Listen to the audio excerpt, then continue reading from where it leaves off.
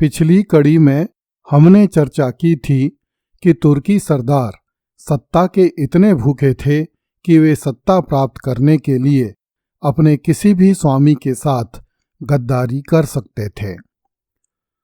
सुल्तान कैकुबात तथा शिशु सुल्तान क्यूमर्स की निर्मम हत्या करके 13 जून 1290 को मलिक फिरोज जलालुद्दीन फिरोज शाह खिलजी के नाम से दिल्ली के तख्त पर बैठ गया। उस समय उसकी आयु 70 वर्ष की थी।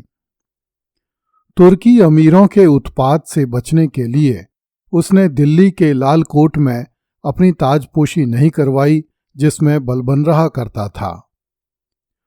जलालुद्दीन खिलजी दिल्ली के बाहर कीलूगढ़ी अथवा किलोखरी नामक दुर्ग में तख्त पर बैठा और उसी को अपनी राजधानी बना लिया।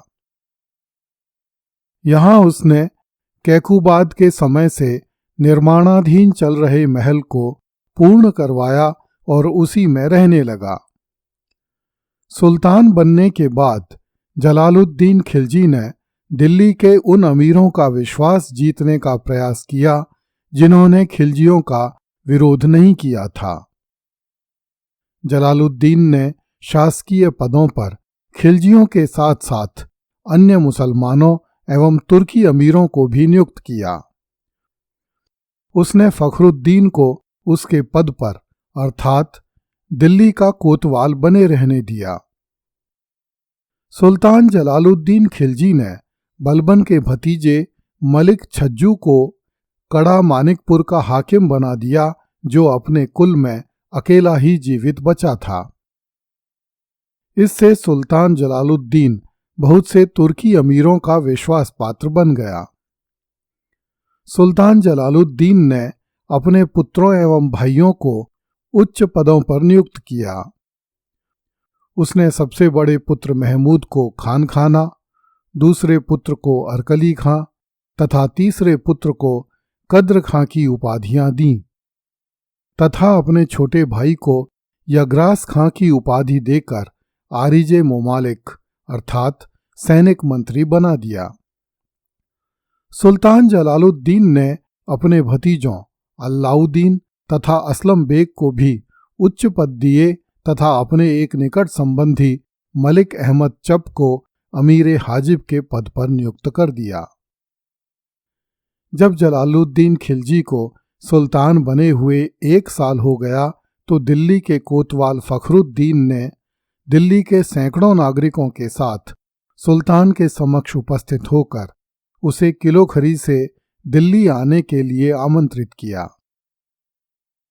सुल्तान ने उन लोगों के निमंत्रण को स्वीकार कर लिया और वह अपने परिवार तथा मंत्रियों सहित दिल्ली आ गया। जब जलालुद्दीन खिलजी दिल्ली में लाल कोट के सामने पहुंचा तो पूर्ववर्ती सुल्तानों के सम्मान में अपने घोड़े से उतर पड़ा तथा उसने उस तख्त पर बैठने से मना कर दिया जिस पर कभी कुतुबुद्दीन ऐबक, इल्तुतमिश तथा बलबन जैसे महान सुल्तान बैठा करते थे। जलालुद्दीन ने रोते हुए कहा कि वह इस सिंहासन पर नहीं बैठेगा जिसके सामने वह कई बार साधारण अमीर की हैसियत से खड़ा हुआ था। जलालुद्दीन खिलजी के सुल्तान बनने के बाद उन तुर्की अमीरों में विद्रोह की सुगबुगाहट आरंभ हुई जो उच्च पदों पर पहुंचने के आकांक्षी थे। सबसे पहले बलबन के भतीजे मलिक छज्जू ने बगावत का झंडा उठाया, जो कि कड़ा मानिकपुर का गवर्नर बनाया गया था। मलिक छज्जू ने भरे दरबार में सुल्तान की अधीनता स्वीकार की थी और तभी से राजभक्ति का प्रदर्शन कर रहा था, किंतु असंतुष्ट तुर्क सरदारों ने उसे विद्रोह करने के लिए उकसाया।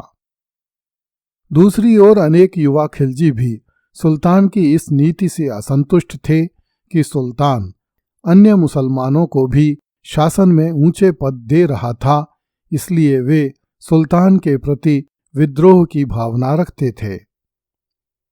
इन परिस्थितियों में मलिक छज्जू ने विद्रोह का झंडा खड़ा करके स्वयं को स्वतंत्र सुल्तान घोषित कर दिया। उसने कड़ा मानिकपुर में अपना राज्याभिषेक करवाया तथा अपने नाम की मुद्राएं ढलवाईं। मलिक छज्जू ने मुगीसुद्दीन की उपाधि धारण करके अपने नाम का खुतबा पढ़वाया। इसके बाद अपने पूर्वज बलबन का सिंहासन प्राप्त करने के लिए वह एक विशाल सेना के साथ दिल्ली की ओर कूच कर गया। जियाउद्दीन बर्नी ने लिखा है कि इस अवसर पर आसपास के हिंदू रावत एवं जमींदार चींटियों और टिड्डियों की तरह मलिक छज्जू के साथ एकत्रित हो गए। प्रसिद्ध रावतों एवं पायकों ने पान का बीड़ा लेकर संकल्प किया कि वे सुल्तान जलालुद्दीन के छत्र पर अधिकार जमा लेंगे। पीरमदेव कोतला नामक एक प्रसिद्ध हिंदू रावत इनमें प्रमुख था। इतिहास की पुस्तकों में उसे भीमदेव भी लिखा गया है। जब जलालुद्दीन खिलजी को मलिक छज्जू के विद्रोह की सूचना मिली तब उसने अपने बड़े पुत्र खान खाना को दिल्ली की सुरक्षा पर नियुक्त करके स्वयं एक विशाल सेना को लेकर मलिक छज्जू का सामना करने के लिए रवाना हुआ। सुल्तान जलालुद्दीन खिलजी ने अपने दूसरे पुत्र अरकली खां को अपनी सेना के हरावल में नियुक्त किया तथा स्वयं मुख्य सेना के साथ रहा। जब तक अरकली खां अपने हरावल के साथ काली नदी पार करता तब तक मलिक छज्जू काली नदी के उस पार आकर अपना डेरा जमा चुका था। अगली कड़ी में देखिए, सुल्तान ने बागियों का स्वागत शराब और सुंदरियों से किया। कृपया इस चैनल को लाइक, सब्सक्राइब एवं शेयर करें। धन्यवाद।